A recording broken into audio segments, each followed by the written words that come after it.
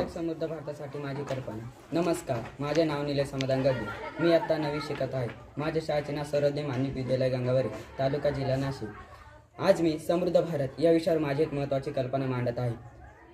ही कल्पना मी अशी राबवू शकतो. प्रथम, मी प्लास्टिक मुक्त गाव माझ्या शाळेत, गावात जागरूकता मोहीम सुरू करेन. लोकांना प्लास्टिक मुक्त गाव यांचे फायदे समजावून सांगेन. माझ्या मित्रमैत्रिणींना, कुटुंबाला यात सहभागी करून घेईन. लहान लहान पातळीवर काम सुरू करून याचे उदाहरण तयार करेन. या कल्पनेचे फायदे: पर्यावरण स्वच्छ राहील, शेतकऱ्यांचे उत्पन्न वाढेल, मुलांना चांगले तंत्रज्ञान शिक्षण मिळेल आणि सर्वात महत्त्वाचे म्हणजे रोगराई पसरणार नाही.